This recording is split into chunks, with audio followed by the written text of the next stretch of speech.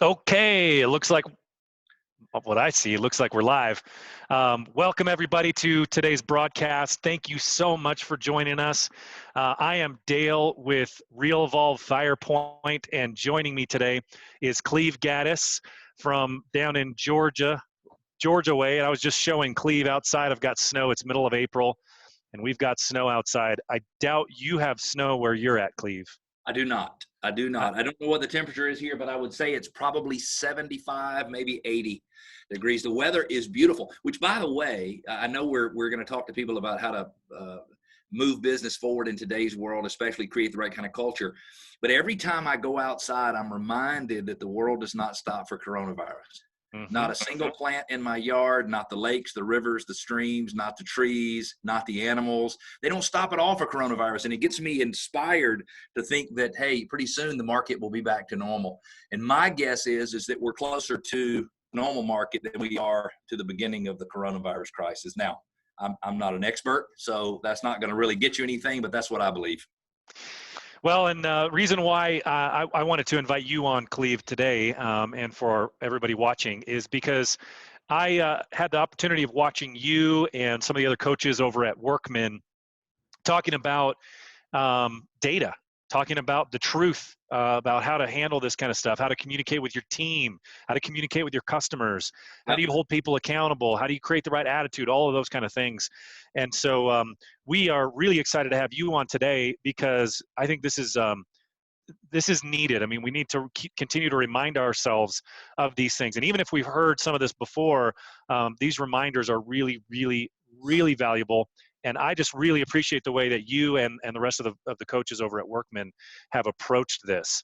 So, Cleve, why don't you share with us a little bit your perspective kind of on how things are going right now and how you would answer the question from a team leader, what do I do with my team right now? Everybody's working remotely. How do I maintain cohesion in my team? How am I communicating to my buyers? How do you answer those questions? So I had a call this morning from 9 to 11 a.m. Eastern with a team full of agents. There's 30 of them in the Charlotte, North Carolina area. I think they're probably one of the top 20 producing RE/MAX teams in the world. And they asked three questions. They, number one, wanted to know how do they get back to the habits that they need to have on a daily basis that are required for success, which is perfect. So we knew we could talk about our daily success habits, which we'll talk about a little bit later on our Zoom today. Second, they wanted to know actionable things to do and say. They wanted to know actionable things to do and say. And as they said that, I could hear the next question coming. And basically, the next question was, when is calling appropriate? So, daily success habits, what can we do and say that's actionable? And basically, should we be calling these people in the first place? And I thought, oh my God, this is so beautiful. They could not have set up what I wanted to talk about any better had I written it out for them myself. And so would it be okay if I shared my screen? Please do. Now, you're going to be looking, for those who are on the call, you're going to be looking at some of my coaching notes that I've used with clients over the last few weeks. And I'm just going to focus on some things that I think we all need to think about. So, Dale, can we pretend for a second that you're a real estate agent? I know you are not a real estate agent. Oh, you probably have sold some real estate or something. You sold a lot of stuff in the past. Can we pretend you're a real estate agent? Absolutely. So if you've been in the business for 15 years, I want you to give me an answer on this, and I want you to round the number to the closest whole number, okay? Let's just say you had done 3,000 transactions in your years in real estate. I want you to tell me the number of people in that 3,000 that you would have been the reason they decided to move forward selling a home or buying a home. Now, I'm not asking you the number of people you would have genuinely helped. I'm saying tell me the number of people that you would have created in them the decision to move forward. Can I help you? 800? Zero? Yes. Oh, so zero. Think about it. Because the things that cause people, Dale, to want to move forward have nothing to do with their real estate agents. Oh, yeah, I see what you're saying. The whole reason why they're coming to you in the first place already existed. Or the reason when you reach out to them and they decide to move forward with you is because the timing of your contact is perfect based on some decision that they made to move forward, selling or buying or investing or renting or whatever. Right. Make sense? Yeah, it's not like a door-to-door vacuum salesman. Thank you. Are you being disrespectful? No. No, I love door-to-door vacuum salesmen. Well, you know, It's my that's what I favorite. did. I love it when they knock on my door. You know that I used to teach people to sell Electrolux vacuum cleaners door to door. I do know that. By the way, we did create some interest in that particular market. So let's talk about that for just a minute, because I want everybody to understand how this works. This is what keeps me inspired, because people, so look at this. Let's look at real estate sales like a river, not a lake, a river. And so the reality is the things that cause people to need to sell or buy homes have nothing to do with real estate agents and have nothing to do with the real estate market. They only have to do with their personal lives. And so we've got some notes right here. And so we're putting down for you, these are the things that cause people to want to move, either in and out of an area, relocation, retiring, a military change, a job change, moving from renter to homeowner, getting married, having a family, having kids, getting a divorce, upsizing, downsizing, having death in the family. These are the things that cause people to want to move forward in buying or selling a home. Now, I'm going to treat you like my same real estate agent example, if that's okay. Sure. How many people do you think over the last month have made decisions to move forward buying or selling a home? Even if they can't do it right now, they're going to do it in May or June or when the market comes back, when the economy recovers. How many people do you think are doing that? Because see, I think you and I have the ability to figure out how many people are doing it. And I think we can actually run the math right here so we can figure it out. So let me show you some things that I know about the market. I know that there are 126 million households in the U.S. Okay. 2.6 people per household. Any marketing person will tell you when you're trying to figure out how many people live in a household is 2.6, 2.5, 2.3, right? Am I right? That's the estimate. We know that 65% of those households are homeowners. So 82 million homeowners in the U.S. And we know last year there was 5.8 million sales of existing homes, not new homes, just existing homes. So we know that 7% of the people in the U.S. who own a home already either sold or bought another home in the last 12 months that was 2019. So we know 7%, 7 in 100 of people who already own a home. This does not include the people who don't own a home. This does not include the people who buy new homes. These are the people who own existing homes who decide to sell or buy a home. So here's what I know. I know if I go into my Realvolve database and I pull any cross section of 100 of those contacts, and it doesn't matter what CRM you use, that's just what we use. I know that 7 of those 100 are going to do something in the next 12 months. Mm-hmm. Now, see, that's powerful stuff. That is powerful stuff. Now, can we break down the number for just a second? If you take 5.8 million sales for the year, that means 483,000 people every single month make the decision to move forward, selling their existing home or buying another. 483,000 a month. If we break it down on a weekly basis, and I'm just trying to get everybody inspired to listen, it doesn't matter if you think it's inappropriate for you to be calling these people during this time or not. They are moving forward, making decisions about buying or selling a home. And if you miss having contact with them, at the same time they're making a decision to move forward, they will move forward without you. So 483,000 people doing this every month. Dalen, I'm sorry, I'm so into this. I promise you I'll get off my high horse here in just a second. But 483,000 people a month means 111,000 people a week. And it means 16,000 people every day decide they are going to make a move. They're going to list their home or they're going to sell their home. And just one last thing before we get off of this subject, and this is a great little chart that I love to show people. I get a lot of people say, hey, we're going into a recession.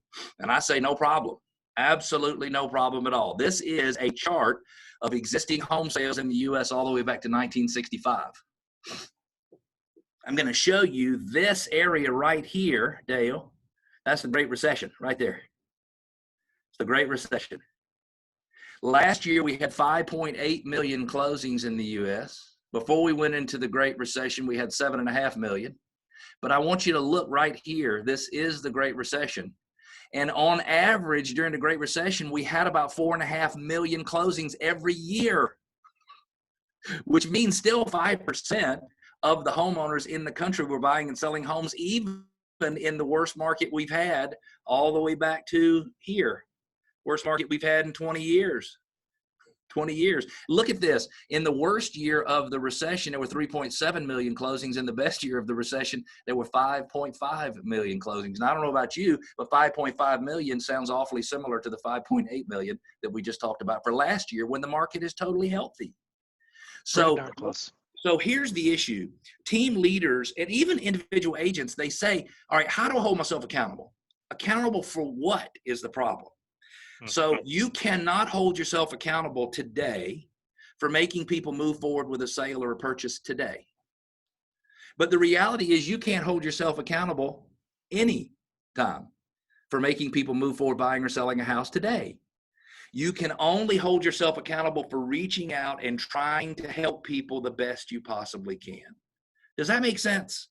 So the first thing we have to do is we have to get focused on what it is that we are trying to do.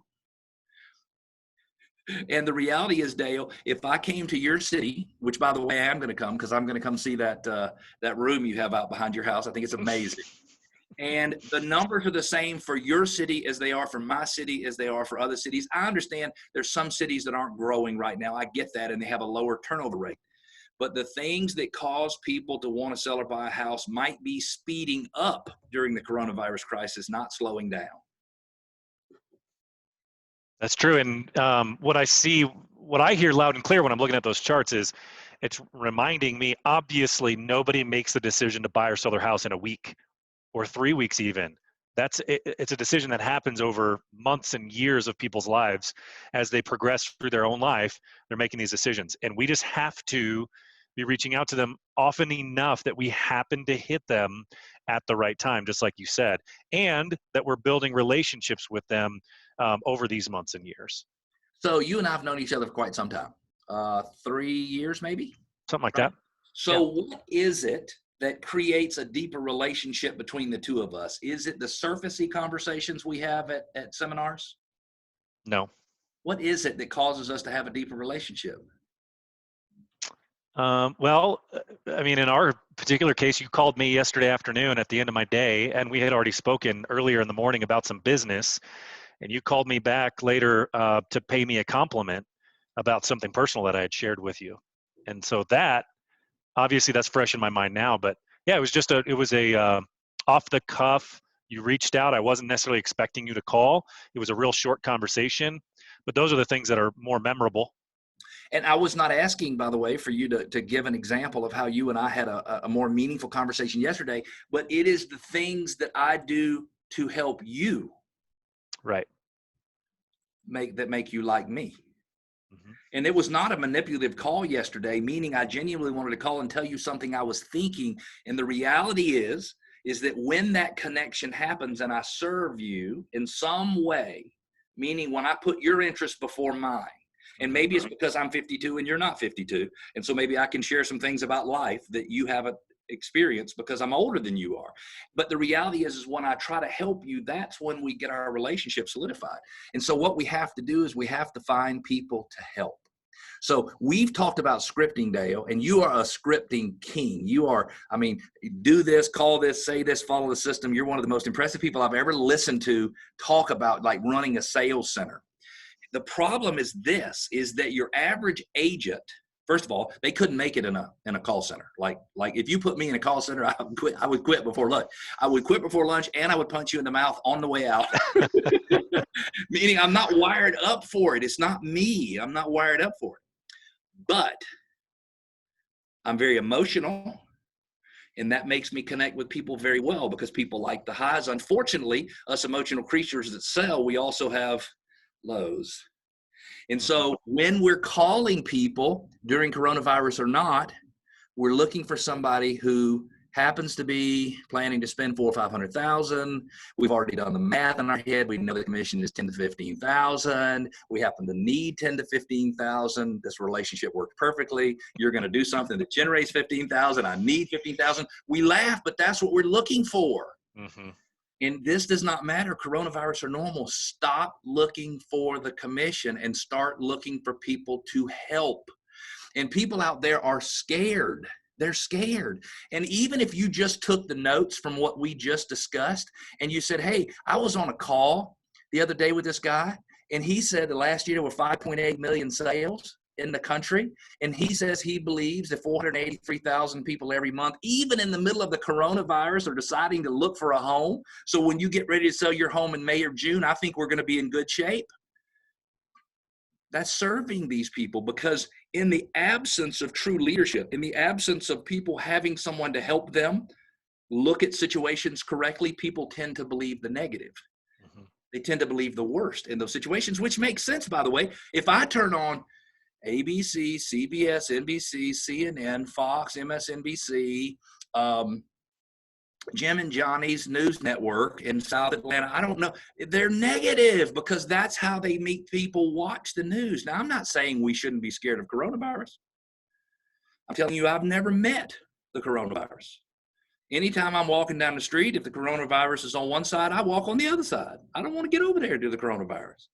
I'm not saying that we got to play with it and get out and have a chance of getting ourselves sick. What I'm saying is that just because you hear it on the news doesn't mean it's right. It could be that what you hear on the news is designed to be sensational to get more people to watch the news so they can charge more for advertising. And it could be that that's universally true with magazines, newspapers, or anything. And I'm not saying I know what the outcome is, and I'm not saying you know what the outcome is, and I'm not saying anybody on here knows what the outcome is, but there is so much research out there that says we're going to be okay, and it's going to happen faster than we think. And I think it's okay for us to help people understand that the market is probably going to have a bounce. You know, if you threw a tennis ball down, it would literally bounce up at the exact same angle that it went down. So if you throw it straight down and you throw it hard, and I think we can say that that's what's happened to our economy, that it has gone straight down and it's gone down fast. As soon as it hits the bottom, boom, it's going to bounce right back up. I heard the analogy for anybody who's on, and I'll show you some charts in a few minutes. I'm a Keeping Current Matters subscriber. I don't know if you've heard of it. And it was the best analogy. It says the 2008 Great Recession is the same as the issue that's happening in the economy today. And he uses a DVD player. Remember when we used to have DVD players, watch DVDs? I do remember.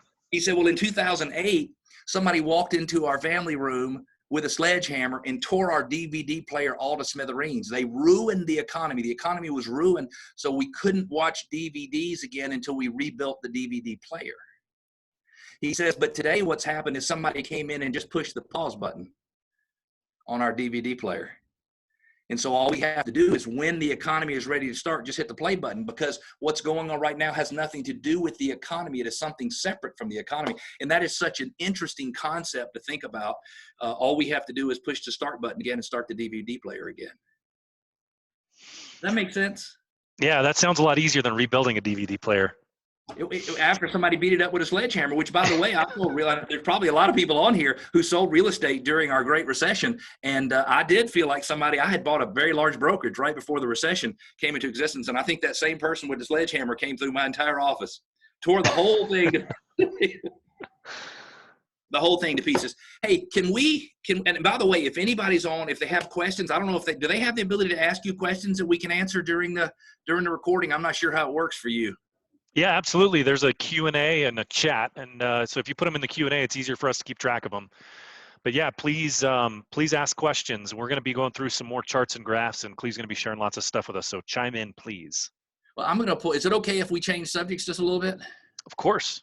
So here's something that we are posting on a weekly basis in Atlanta. And by the way, I know some markets are pretty much shut down.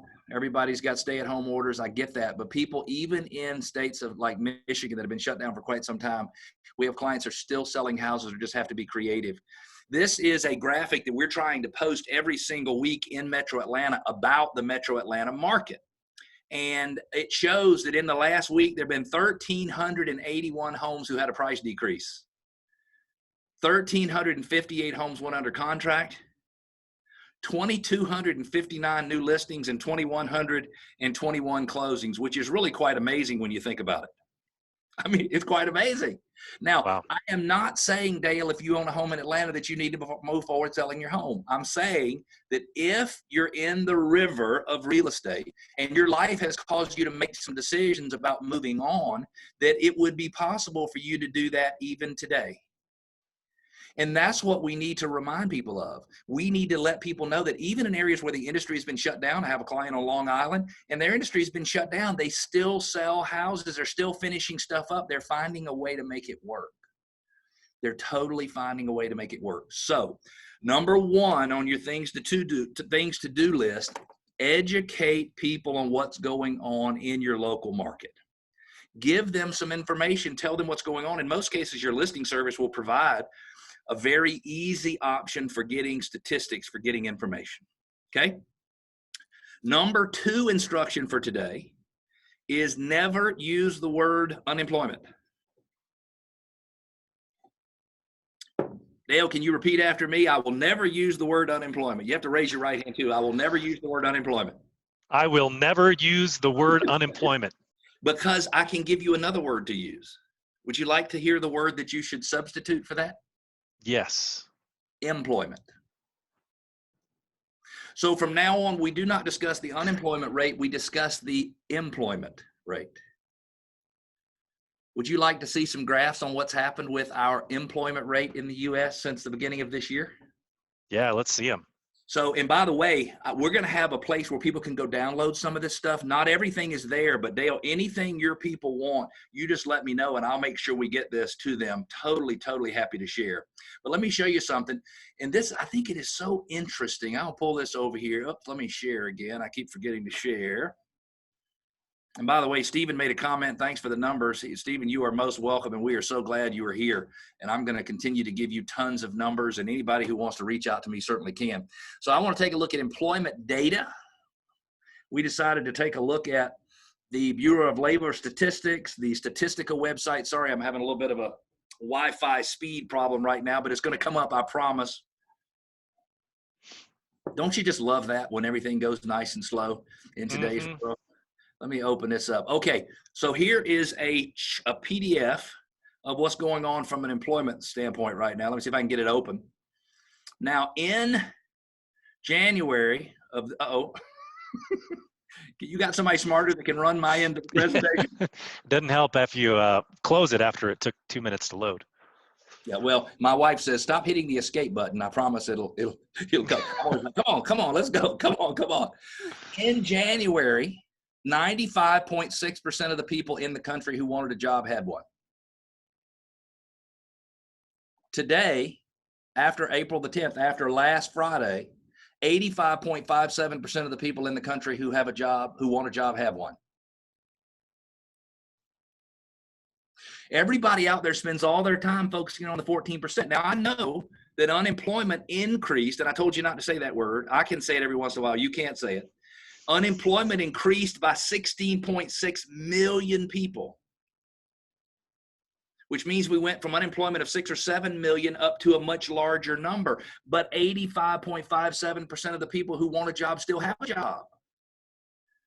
And so we can't think to ourselves, hey, there's nobody out there to sell to, because the reality is we still have an 85% full employment situation. Now, I'm not saying we need to run out there and we need to find ways to sell houses to all of these people. I'm not saying that at all. Because in a lot of cases, it doesn't make sense for people to buy houses today, but in a lot of cases it does. And we need to figure out how to distinguish that. The jobs that have been lost, and this next little thing I'm going to show you is from, Dale, I don't give you an opportunity to jump in, and I apologize. Once I get going, I can't stop. Did you have a comment or anything? No, I think I was just going to say that I think you were about to finish the thought that I was going to chime in with, so continue. Well, you go ahead. No, go ahead, and then I'm going to show you a statistic about the type of people who are losing their jobs. So you share thought first. That's what I was going to say. I didn't want to steal your thunder. Perfect. So let me go through. This is from Keeping Current Matters for this year. And let me just get to the right slide. Sorry, this is not a presentation, so I'm having to do some of this on the fly. But this information is amazing. So let me get this set up so I can pull this over. Keeping Current Matters. I love them. It's $25 a month. Sorry, I know this is not an advertisement for different products, but I think this is amazing. And so this shows you where the people work who've lost their jobs. And so it shows 59.5% of the people who have lost their jobs. These are back then it was not 16.6 million, it was more like 10 million. 59.5% work in food and services and drinking places.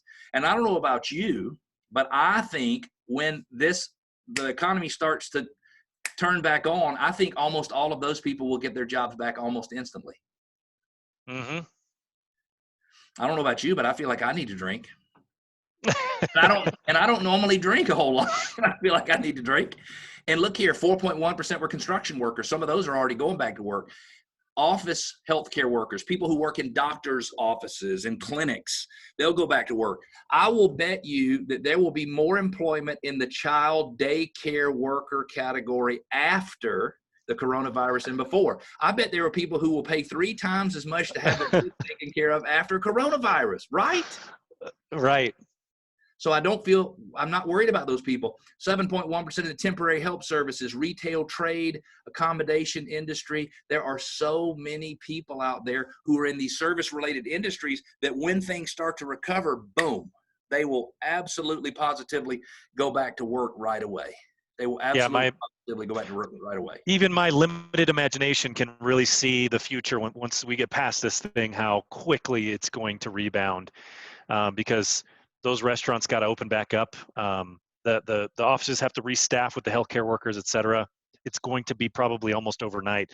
I think a lot of it is furlough. I mean, there are companies like FedEx, but I saw they asked their employees to voluntarily furlough so that they could apply for unemployment benefits to help the company, and they'll be the first ones back on the job. So we don't really know exactly how many of those out of that employment, the employment statistics that you shared there, are going to be back in a day or less. Mm-hmm. And we don't know that some of it hasn't already started to happen. I mean, we don't know that it hasn't. We'll see it in the numbers as we move forward. So let me give everybody something just real quick to write down. I'm going to show a bunch of resources. Not everything I'm going to show you is here, but if you want to take down this web address, just write down workmansuccess.com/grow-with-culture. This is only for people who are on this webinar, only for people who see a video of it after. This is not for the public to go and download. And you're going to have lots of things. We're going to talk about core values in just a little bit. We're going to show you some core values examples. And if you go to that site, you can download all of this information. I've got some great leadership quotes, which we're going to circle around. I'm going to show you a virtual buyer showing process, a virtual home buying program, which, by the way, I think I got from FirePoint. I'm going to show you a script and a process to use for when a buyer wants to cancel a transaction, some CRM best practices, what we use and we teach our clients to use, and then that U.S. employment, not unemployment chart. What I just showed you, the one I just showed you, it's there. So anybody that wants it can go get it. So it's workmansuccess.com/grow-with-culture. Don't worry about going over and downloading it right now, but we'll have everything for you, everything for you. So who leads the leader? Who leads the leader? Another leader? So in the world today, leadership has a problem because nobody's pouring into the leader. The leaders are pouring into everybody else. Nobody's pouring into the leader. And if you're on here today, in your family, in your community, in your church, in your team, whatever it is, you're the leader. And you've got other people around you who are leading, and you need to make sure you're pouring into them. And so I have leadership quotes that I've been sharing on a weekly basis ever since the crisis started. Who thinks I'm going to have like at least 40 windows open on my computer? I just keep dragging one on top of the other, on top of the other. One of my favorite authors is Og Mandino. He wrote The Greatest Salesman in the World. And Og Mandino has a quote that I got from John Maxwell. It says, "Failure will never overtake me if my determination to succeed is strong enough." Failure will never overtake me if my determination to succeed is strong enough. And for those of you who are interested in going to download these, These are tons of great leadership quotes. Choose not to surrender to the adversity in your life. Michael J. Fox, he's someone who would know. Let me scroll all the way back to the top. We talk in our business today, SRO, service regardless of opportunity. So how do you reach out and serve people, whether or not they're looking to buy a home? This is my favorite in the absence of leadership. We talked about this before. The world tends to believe the worst in negative situations. And there is just a great one right here. Let me get down here to it. This is Margaret Thatcher. You may have to fight a battle more than once to win. How many of you who are on and listening are feeling like you're having to fight the same battle every single day during the coronavirus? Well, you might have to fight it more than once in order to win. So if you're interested in getting any of these downloads, feel free just to go right to the site. You can download everything as soon as we get finished, and all of those leadership quotes are there. And we got Stephen saying again, amen. Who else is going to comment? Stephen can't be the only one that's commenting.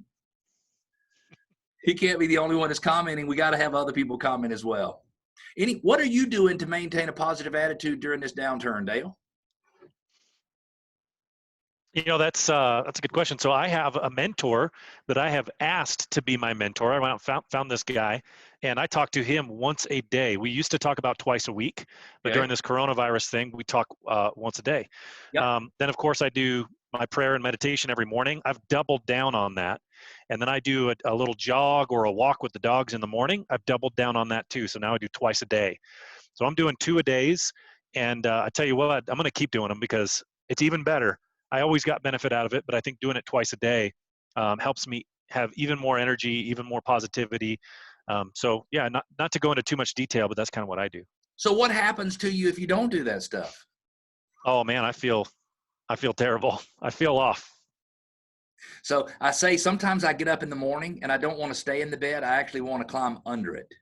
Now, my wife and I have a sleigh bed, so you can't really get under it. But sometimes I'm literally figuring out, how do I get under there so the world won't see me? Mm-hmm. And so if you're on and you feel that way some mornings, I mean, like the rest of the leadership in the world feels that way. Sometimes you just have to decide to move forward. So I think one of the most important things that we can all do is we can feed ourselves with positive information every single morning. So when we get up, we have to make sure that we're doing something that is positive. I love the book, Og Mandino's book, The Greatest Salesman in the World. And the scroll marked 7 is I will laugh at the world. And it's hard to laugh at the world today. And I'm on page 65, and this is my favorite paragraph in this scroll. And the scroll, by the way, is a successful merchant, and this is a fable, teaching a poor boy how to be successful. You've read the book, right, Dale? I have. And the scroll is I will laugh at the world. It says, I will paint this day with laughter. I will frame this night in song. Never will I labor to be happy. Rather, I will remain too busy to be sad. I will enjoy today's happiness today. It is not grain to be stored in a box. It is not wine to be saved in a jar. It cannot be saved for the morrow. It must be sown and reaped on the same day, and I will do this henceforth. I will laugh at the world. So my question for everybody who's on and listening is, what are you doing to laugh at the world? What are you doing to make it where all the people around you can have some fun and can laugh at the world? Because it's hard in tough times. It's absolutely positively hard during tough times. You agree with that? Oh yeah, I definitely agree with that. One of the things that we do in our team meetings too, and we do these Zoom meetings with the team once a day. We huddle up. We've extended our huddles as well. Now we do 2-hour-long huddles a week, and at the beginning of those, we spend 15 minutes sharing good news, just so that everybody has a chance to, just relate to each other and relieve some tension. And it started turning into people sharing their screen and sharing memes and sharing online jokes and little cute videos of people's kids. And I tell you what, that's sometimes that's a highlight of my day, just getting together with the team. And let's not talk about work. Let's just talk about something funny for a minute. Absolutely. So we just got a comment from Daryl says, ouch, laughter is so hard to find right now. It is hard to find unless we're actually looking for it. I'm trying to answer. It doesn't seem to want to. There it goes. It let me answer it there. I'll learn how to use this technology at some point moving forward. So here's what I would love. Anybody who's on, go type in either the chat box or type in the questions.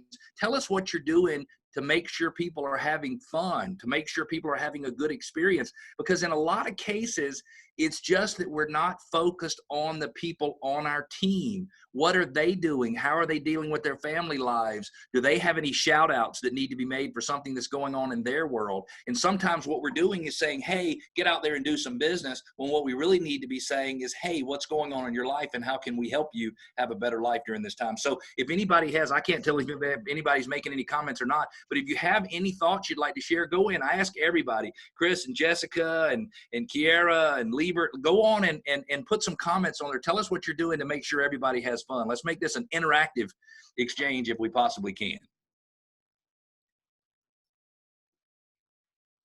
I'm going to share my screen as they come in, and hopefully we'll make some comments, and I'm going to show a couple of different things here. So the purpose of the call was to talk about core values. Now, does anybody know what the purpose of a core value is? Why does a company need to have core values? And Dale, I hate to keep using you as my little guinea pig, but you're the only one that I can talk to here. So why does a company need core values?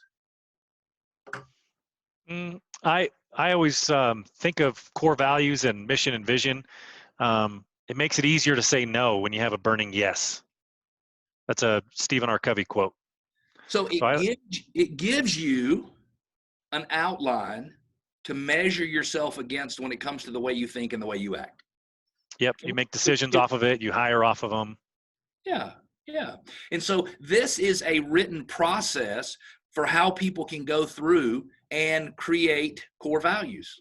So this is our 6-step process for what you do to create core values. So you talk about why you have them, you establish the importance of them. There's a couple of books you can read, and then it gives you 3 or 4 steps that you can go through with your team to clearly establish core values. Now, this is in one of the downloads that people can get if they go and request the downloads. But let me show you, and this is going to be a very small document. I'll make it a little bit bigger, and I'm sorry the font is a little bit gray here, but hopefully you guys can see it.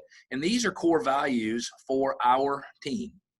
And so I want to focus on the core value at this point, the core value of partnership, because it's very difficult for people to understand what core values mean. And so one of our core values is partnership, and you must describe what that means.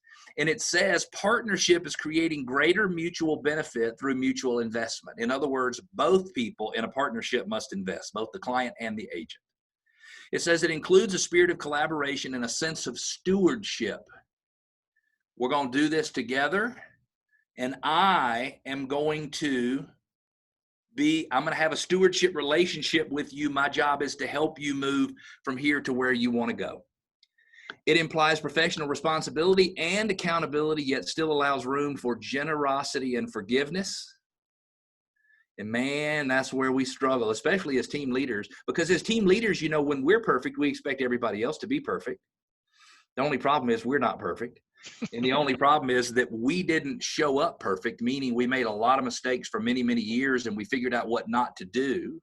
Yet other people around us who are in the process of discovering for themselves what not to do by acting or behaving incorrectly, we want to discount them immediately, and we forget that we learned through the school of hard knocks.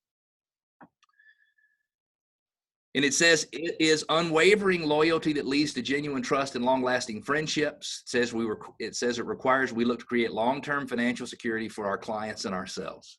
So we don't just have people guess what the core value means. We tell them exactly what it means.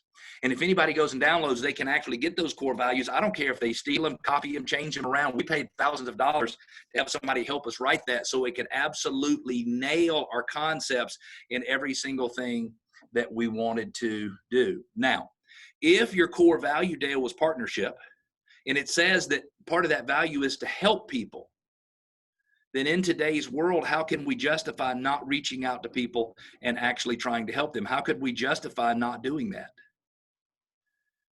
I mean, we can't. We can't. No, we can't. So Melissa says they're checking in regularly with each other, finding humor wherever we can, working together to figure out how we can best provide service support to our clients. We're all doing video, which no one really wants to do, and they're getting over being camera shy. That's awesome.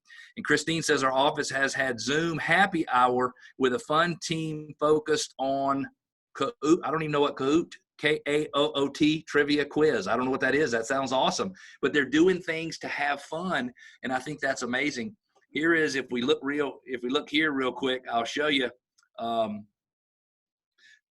coach a brokerage in Houston, Texas. And at the very beginning of the process, they were having happy hours. And that, I think, is probably bourbon from Kentucky, if I had to guess. I'm not sure.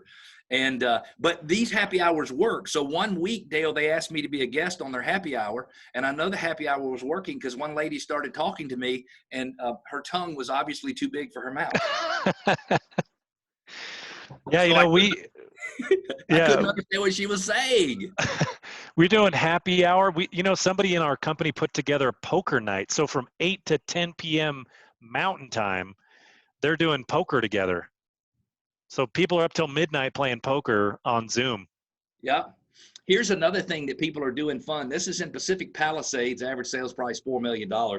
You wouldn't think that you could do the same things in those big high-end prices that you can do sort of in average everyday price areas. But they're offering to load up somebody's front yard with flamingos for a child's birthday if the kid can't get out and about. Isn't that awesome? That is awesome. Isn't that awesome? Let me show you another interesting idea. Let's roll back here. Sorry, I got my file. I got my window a little too big. Let me make it a little smaller so I can actually see. But let's go right here. And so if we look at showings and listings, this is from a team that I was just on with, and they were talking about the reasons that people need to go show properties. Now, this is a Facebook post. It says these are 1, 2, 3, 4, 5 listings. Lower down in the post, it has a link to all of them, and it says unoccupied listings, low risk showing, schedule a tour today. They had 10 inquiries from Facebook, people wanting to go see an unoccupied property. For those of you who are listening and you can't go out and show properties, well, you can do a virtual tour with them, but there's lots of ways to stir up business, and we just have to get creative and think of what those ways are. Mm-hmm. Does that make sense, Dale? Makes 100% of sense. Yeah, when we can convince ourselves that there's nothing we can do, or we can convince ourselves that there's plenty to do. And either way, we're going to be right. We can create a self-fulfilling prophecy for ourselves by thinking about it the wrong way. So I love all these ideas because really just helps us understand what is possible, what other people are doing, and it removes our ability to make up those excuses. I can't make that excuse anymore because I see other people doing this. So I love everything you're saying. Yep. Awesome. Awesome. So one of the things that we got for people to download is a specific process for how you do an online buyer presentation. Doing a buyer presentation is not difficult. I will tell you, if you're running a team and you think your agents are doing a good job with their online presentations, I just want to help you and suggest that it is 100% sure that they are not. I don't know any other way to say it and be clear. They're just not. So you can get a virtual buyer showing process that actually gives you a written out process for how your agents do presentations. I coach a company in Toronto, big company, have 90 agents. They're still selling properties in the middle of this downturn. It's amazing. They have a CSR, they have a call center where they're doing it. It's kind of like a little mini version of Zillow in Canada. It's fascinating. And so we put this together, and this is the process that their agents use to show houses. And so first they verify whether there's enough information online to do it. Then they set up, not a Zoom meeting, Dale. They do what's called an as if we were actually there showing. So we say, hey, Dale, if you're interested, we have some technology where we can make it almost as if you and I are actually on the property. If you want to log on real quick, you and I can do it together. Are you interested in that?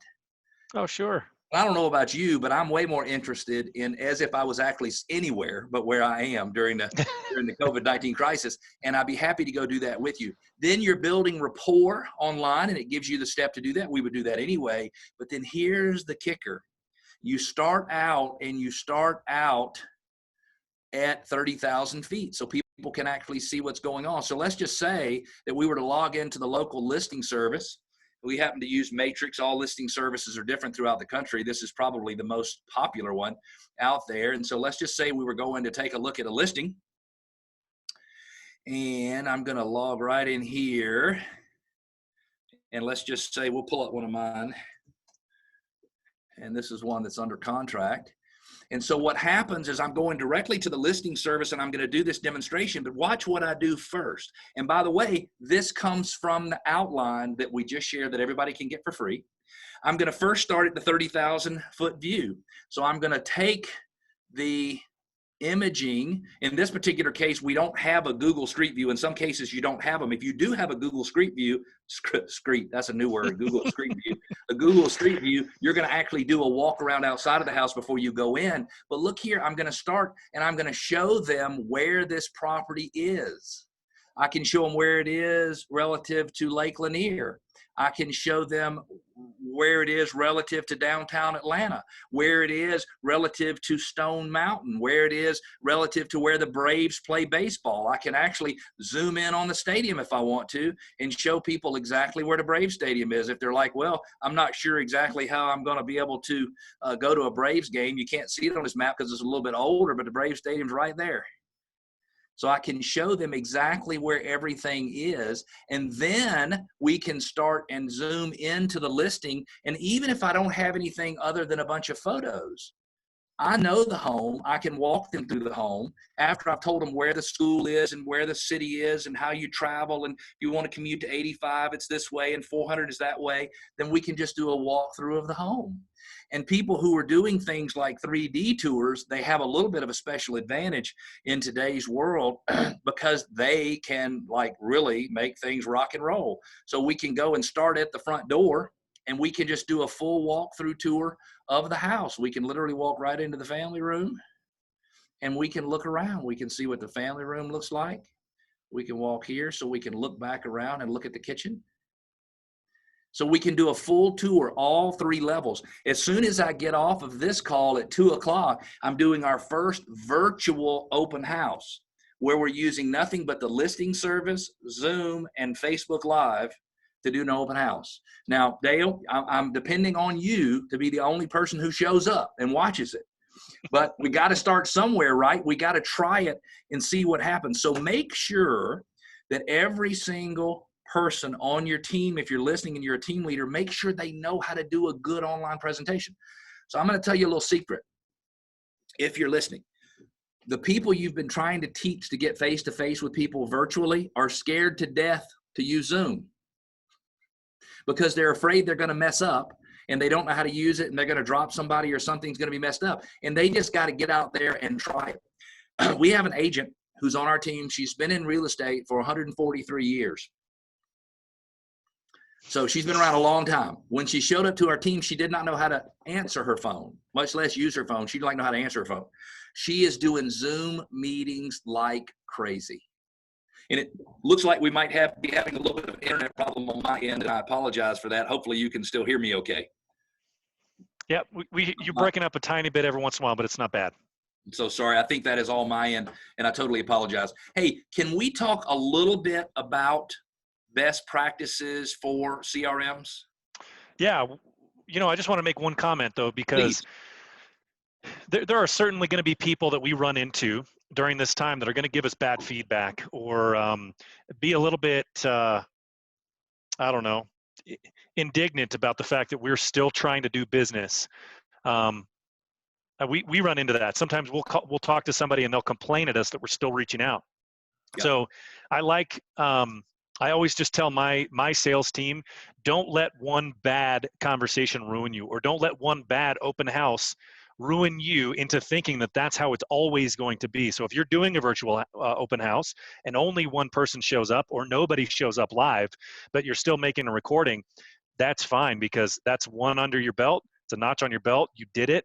It worked. You got good practice, and move on. And going back to Og Mandino, he says, one of the scrolls, I can't remember, but he says, I'll understand and recognize the moods of those that he calls on, and make allowances for their anger and irritability because they know the next day they're going to show up with a smile on their face or something like that. Yep. And that's the same way we have to approach all of this stuff. Get out there and put yourself out there. Sometimes someone's going to try to kick you in the teeth. Just don't let it. Just don't let it happen. Don't let it affect you. A lot of times they will. And so what if, by the way, one of the downloads was the scripts that everybody should be teaching their agents to use when somebody says, you shouldn't be calling me during this time? That would be amazing, wouldn't it? Now, you and I did not even talk about this before, so you didn't even know that it was there. But let me pull it over for you. And we prepared, and again, I'm sorry about my internet speed right now. We're having a little bit of an issue, and we're just going to keep doing the best we can. But right here, answer for why agents are working during the coronavirus crisis. And so if you don't prepare your agents for what to say, then what happens is the public who complains to them influences the way the agent looks at the world instead of the other way around. And so we have a script for why are you still doing virtual open houses? And it all boils down to this in all cases. Life doesn't stop because of the coronavirus. And somebody's got to help the people who still need to move forward because they need help. They deserve the same kind of consideration you're having.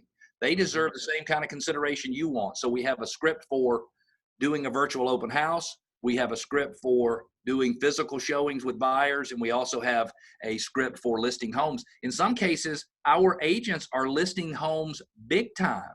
And so they get a lot of people saying you shouldn't do that. Well, that's that person's opinion. And I think we need to be very careful not to spread coronavirus, not to put people in risky situations. But the reality is sometimes people just need to move forward. And so you can take these, by the way, the downloads will all come out, Dale, in Word documents. So that people can take these documents and they can customize them any way they want.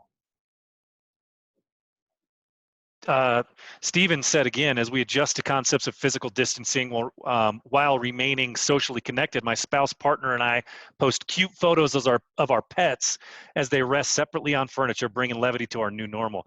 And Stephen, I love that because I got a couple of new puppies, just a couple of weeks before all the social distancing happened.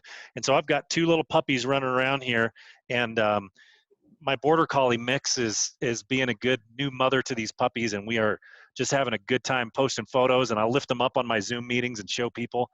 Daryl, ain't nobody got, you're back, Cleve. Daryl says, ain't nobody got time for negativity. I agree 100%. You got to block that out and move past. So a couple quick things if we can cover. Somebody asked a question about the Matterport and do we have people. We actually sold a house with an agent down toward Atlanta where somebody was coming from Miami. They had only seen it using a 3D virtual reality tour. What a cute dog. My gosh. Look at that. This dog is only 10 weeks old. Look at the size of this dog. That dog's going to be is a girl or boy? This is a girl. She's going to be a big girl. Yeah, she's a big guard dog. Keep the coyotes and mountain lions away from us. Yeah, she looks very scary as she yawns in your face with her tongue out. Very scary. I love it. She was sleeping. Yeah. She don't have, talk about not having time for stuff. She doesn't have time for this online thing. Let me show you something else. Just a couple things in closing, by the way, because I know we're getting up on time, and I am so sorry that I'm having internet problems. I would disconnect and come back in, but I'm afraid if I do that I might not be able to get back in. But right here, there's a document called CRM Best Practices. Now, remember, if you want to get in there and get these, just take down the address, workmansuccess.com. Hopefully it'll come up in just a second, /Grow with Culture. All these documents are there for you to download. Have them free. Take them as your own. Rob them, steal them. You don't have to give us any credit or anything. Use them as long as it'll help you make some money. But so I have sort of my top list of things that I think people need to do in order to make the most of their CRM. I'm going to make this a little bit bigger, and then hopefully we can close here, Dale, answer any questions and close here. But these are the things that I think you need to ask yourself and your team on a daily basis about your CRM. And that is, number one, are all contacts categorized correctly? Because in most cases, Dale, I mean, if 50% of the people are categorized correctly, and I mean as many categories as you can figure out how to fit them into, that is huge. You have to make sure that they're all categorized correctly. I just was asked if I can put a link in the chat box so people can get it, and I will absolutely take this and stick it over there right now. And so I'm going to put it in the chat box for those of you who are looking for it. It'll be right there. So anyway, the first thing in your CRM best practices, are all contacts categorized correctly? And you need to keep working on your CRM, on your database until the answer is yes. And I will tell you, Dale, the answer will never be yes. So give you a lot to do. Number 2, are you communicating with all contacts via email, voicemail, and text? And is all communication documented? Not recorded, documented. Can I see when an agent texted somebody? Can I see when they called them? Can I see when they sent them an email?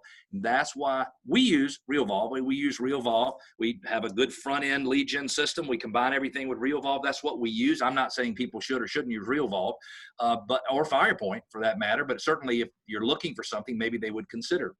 So the third item is all contacts have an upcoming to-do activity, and there are no past due to-do activities.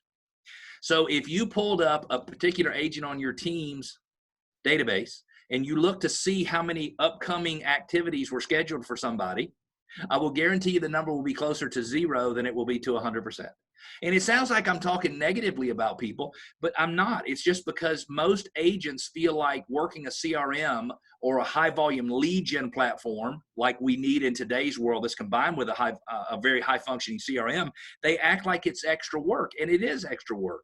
But using it correctly, especially if you did these 5 things, would give you freedom, not create more work, because it allowed me to turn my business off on Friday, have a weekend with my family, and come back to work on Monday and pick the business up right where I left it off.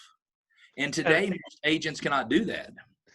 That's a really important point. I mean, most people don't connect the dots. I mean, if the more disciplined I am with my health, the healthier I am. The more disciplined I am with my money, the more money I have. The more disciplined you are with your time and with your CRM, the more free time you will have. Yep. And so when we look at it from a core value standpoint, one of our values might be that all of our databases meet the definition of being up to date all the time, which means you need to be able to answer yes to all of these questions. So let's move back to number 4. All contacts are set up on an automated listing feed, both for buyers and sellers. And people are going, what? Sellers? Yes. When a seller moves into a home, when a homeowner moves into a home, you need to set them up on a search, do a geographic search around their neighborhood, do it just by the name of the neighborhood, and you need to keep them up to date with all new listings, all price changes, all pendings, all sales, because the reality is everybody wants to be on the Nosy Neighbor program. Everybody. So launch your Nosy Neighbor program and have the goal to have every single person in your database on some type of listing feed. Powerful when you do that. Can you imagine if you had your database and if you had 3,000 people and all 3,000 people were getting emails regularly on what was happening in their area from a market standpoint? And then the last thing is you need to have a way to identify any people who are prospects who are doing some type of activity online that indicates they have an increased interest. And so you have to be able to visually see when people are going into your website. You have to have a website that will show you, look, here's the last 20 people who visited. Here's 40 people who were on here today. Here's 40 people who were there yesterday. Here's people who were on there last week. And you have to be able to identify the people you need to follow up with based on their activity, but you can't tell them. So it's like playing poker and everybody else's cards are up so you can see them and your cards are down. They can't see yours. So you don't call them and say, hey, I see that you were looking at XYZ listing. You call them and you mention something spectacular about the listing they were looking at anyway. And then they think you're absolutely amazing and spectacular, which is what I've always wanted to be all along anyway. So it works out perfectly. Yeah, last week I was just logged into a Firepoint account with one of our customers, and they noticed that there was a gal on there looking at properties. She looked at, I don't know, it was like 15 or 20 properties between 10 o'clock and midnight the night before. And it was the lead of one of their past agents that had retired and left the industry.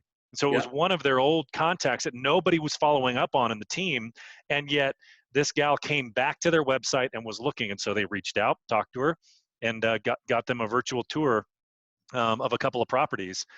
So yeah, being able to log in and see that, being able to categorize all of your clients. And by the way, if anybody is curious on the best ways to do that, we've got lots of training on how to properly categorize your clients, how to make sure that they all have follow-up activities. Everything that Cleve just said, we can help you with. So reach out to us, info@realvolve.com, or just shoot me an email at dale@realvolve.com, and I'll point you in the right direction there.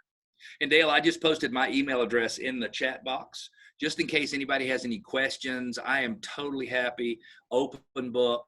We can talk to you about, best practices, things that we do. We happen to be a Realvolve user. Again, I'm not saying that other people need to be Realvolve users, but the reality is that's who we use. That's what we like. It works best for us. And I'm happy, totally happy to help people with anything at all. Totally. Well, thank you so much, Cleve. We really appreciate you joining us today. We covered a lot, and I know you had a lot more that we could have potentially covered. So I'm Yes. very, very glad that you're here. There was lots of good comments at the end there that we didn't quite get to, but thank you, Christine. Thank you, Steve, Daryl, all of you that were chatting with us and engaging with us. And if you are watching this on the recording, just send your questions to Cleve, send your questions to info@realvolve.com, and we will make sure to get those answered for you as well. So thanks again for your time. Really appreciate you being here. We will see you on the next one. Bye for now. Thanks, Cleve. Love it. Bye, everybody.